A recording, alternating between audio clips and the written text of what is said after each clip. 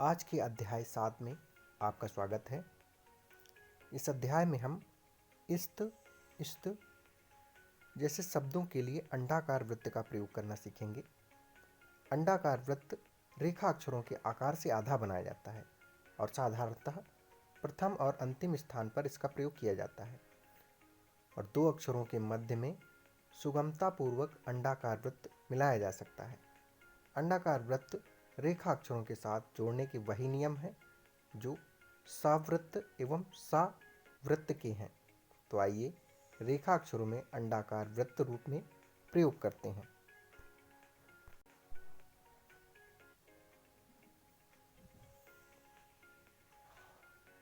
पहला नियम है, यह अंडाकार वृत्त इस्त, इस्थ, इष्ट, इस्थ, इस्त यानी कि सा के साथ ता था दाधा और टाठा डाढ़ा के लिए प्रयोग किया जाता है।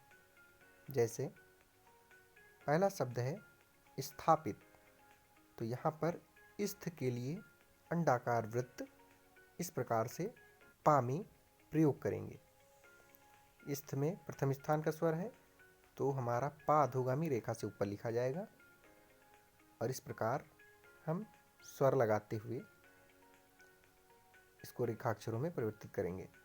अगला शब्द है कष्ट। का अग्रगामी रेखाक्षर है, इसके बाद अष्ट के लिए अंतिम स्थान पर इस प्रकार अंडाकार वृत्त बनाएंगे। और अगला शब्द है नष्ट। ना वक्र रेखाक्षर में अंदर की ओर इस प्रकार इष्ट का प्रयोग करेंगे। विष्ट व ऊर्ध्वगामी रेखाक्षर है, इसमें स्वर है तृतीय स्थान का, रेखा से काटते हुए इस प्रकार लिखेंगे और अंडाकार वृत्त इस प्रकार प्रयोग करेंगे बाईं ओर।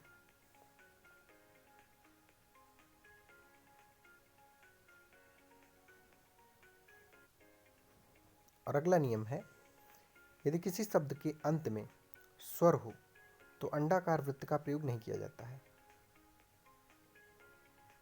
क्योंकि अंडाकार वृत्त में स्वर आसानी से नहीं पढ़ा जा सकता है, इसलिए शब्दों को अक्षरों को अलग अलग लिखा जाता है। जैसे रास्ता, अब यहाँ पर रा ऊर्ध्वगामी बनाएंगे और अस्त के लिए सा और ता अलग अलग रेखा अक्षरों के रूप में लिखेंगे इस प्रकार से। बस्ती, यहाँ पर भी अस्त में स्वर है तो बा इस प्रकार अधोगामी बनाएंगे और सा वक्र रेखा अक्षर में बनाएंगे, ता अधोगामी रेखा अक्षर में इस प्रकार बनाएंगे। ता में अंतिम स्थान पर स्वर लगा देंगे। कस्ती, का अग्रगामी रेखाक्षर है, सा वक्र रेखाक्षर, सा वृत्त रेखाक्षर के रूप में प्रयोग करेंगे और ता अधोगामी इस प्रकार बनाएंगे।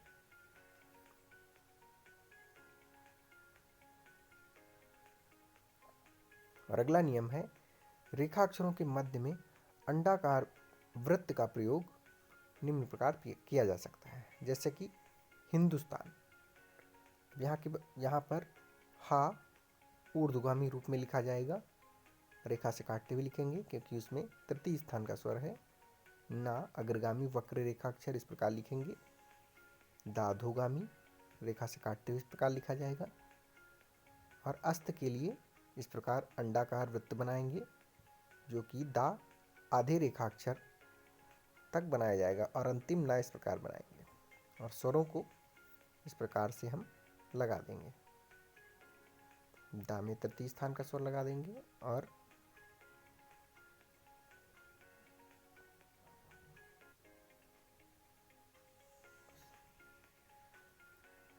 इस प्रकार हम स्वरों का प्रयोग करेंगे।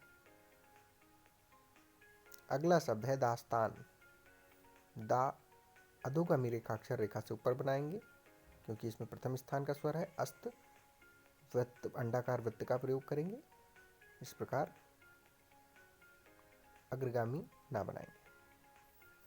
और अगला नियम है, अंडाकार वृत्त को रेखा अक्षरों में आधे से अधिक यानी कि 2/3 के बराबर बनाने पर उसमें रा पढ़ा जाता है।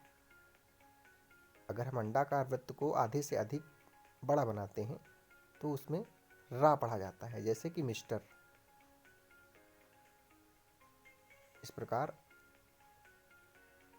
जिस अक्षर में मिलाएंगे उससे अधिक अगर बनाते हैं तो उसमें रा पढ़ा जाता है। सिस्टर, सा अधोगामी रेखाक्षर रेखा से काटते हुए लिखेंगे।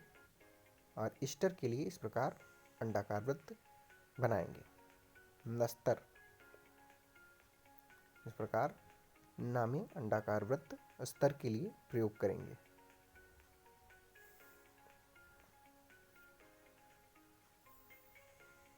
तो दोस्तों, इस प्रकार हम अंडाकार वृत्त का प्रयोग करेंगे।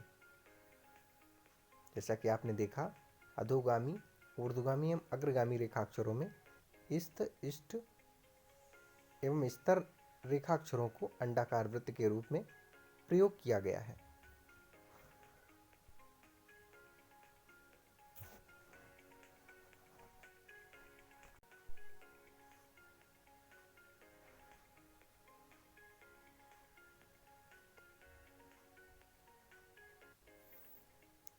इस प्रकार आप देख सकते हैं अंडाकार वृत्त का प्रयोग किया गया है इस्त और इष्ट जैसे शब्दों के लिए। और इस प्रकार यदि अस्त में स्वर होता है तो रेखाक्षरों को अलग अलग लिखा जाता है। और इस प्रकार अंडाकार वृत्त का 2 अक्षरों के मध्य में प्रयोग किया गया है। और अंतिम नियम अष्टर, यानी कि अष्ट के बाद रा आने पर इस प्रकार से अंडाकार वृत्त को रेखाक्षर को आधे से अधिक के रूप में प्रयोग किया गया है। और गृह कार्य के रूप में आपको अभ्यास 1 दिया जा रहा है, जो कि अंडाकार वृत्त का प्रयोग कर आपको रेखाक्षरों में एक एक पेज अभ्यास करना है।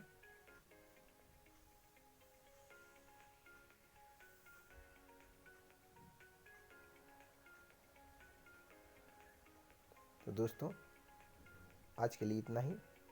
अधिक जानकारी के लिए आप हमारी YouTube channel Ramayan shorthand education को फॉलो करें।